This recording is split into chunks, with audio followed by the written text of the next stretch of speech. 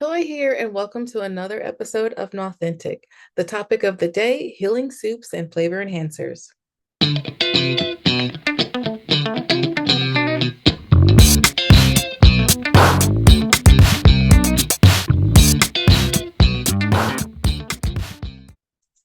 If you're tuning in from Substack, be sure to check out today's poll. Number one, when I was a kid, I was sick a lot, but that's a topic for another day.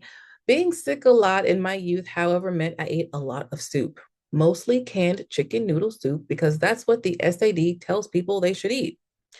As a kid, I didn't mind it. I actually remember kind of liking it. It was probably the highlight of being sick, except for when I was too sick to go to school, but not too sick to watch TV. It sounds strange to think back on it now that sometimes being sick was a treat when I got to have chicken and stars. It was the exact same soup, but with star shaped noodles. Fast forward to adulthood, and canned soup makes me feel slightly depressed, but it's not something I can't easily overcome. Canned soup depressed me for three reasons. One, depending upon how frequently I consumed it, it was a constant reminder of how I wasn't really getting any healthier. I like soup now, but for a while, eating soup was survival. Two, I don't actually like the way canned soup tastes. After a while, all of the different flavors and all of the different brands begin to taste the same, salty and generic. Three, after a while, it became clear that canned soup no longer had the same healing properties it once had for me as a kid. Sometimes it seemed that the soup was actually making me worse.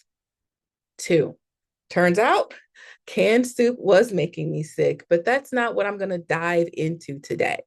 Needless to say, it is something that I explore in the book I'm writing. I wish I could eat that. Once I figured out what my issues with canned soup were, I was able to start the process of making healing soups and finding ways to enhance flavors without the use of staple ingredients.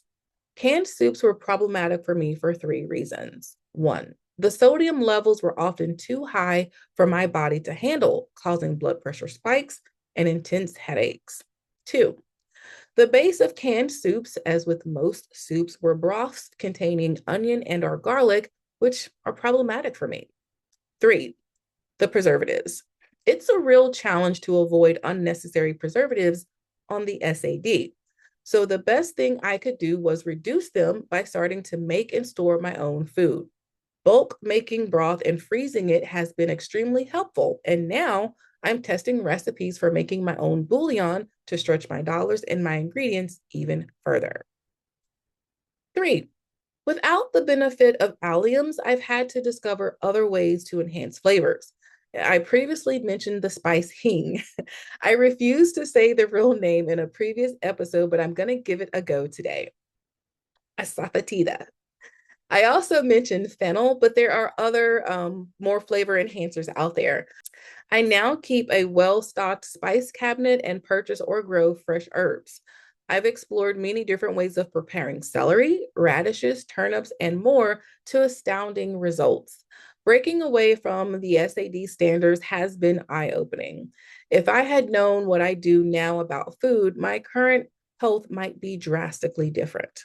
So, now we're going to talk about how I make turmeric tea soup.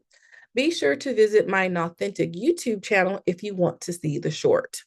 Step-by-step instructions. One, start with a tea bag of activated turmeric tea or make your own. Combine turmeric, ginger, galangal, and black pepper to an unbleached tea bag and steep for 3 to 5 minutes.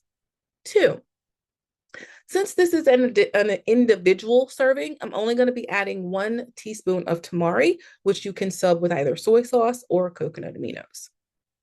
Three, 1 teaspoon of hoisin sauce. I used homemade balsamic fig glaze due to my restrictions. Four, add a preferred green, such as spinach or cabbage. I used leftover collards. Five, add a preferred protein such as chicken or tuna. I used thin cut smoked tofu. Six, optionally, totally optional, add rice paper strings to thicken the soup along with any additional salt needed. I did not add any additional salt due to the tamari and the pre-cooked greens. Question: what soup do you prefer when you're sick? I'd love to know. I'm partial to miso, and I'll be sharing a recipe for that next time. If you or someone you know has a health or food journey story or recipe you think others might benefit from, please check my Be Featured links on social media to share your story in the manner that suits you best. Until next time, stay safe, eat well, and be blessed. Knauthentic Season 1, Episode 12, starring Toy Thomas, featuring no one else at this time.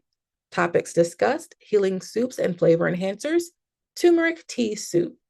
Produced by Toy Thomas in association with the Toy Box of Words and Lit Carnival. Directed by Toinette Toy Thomas.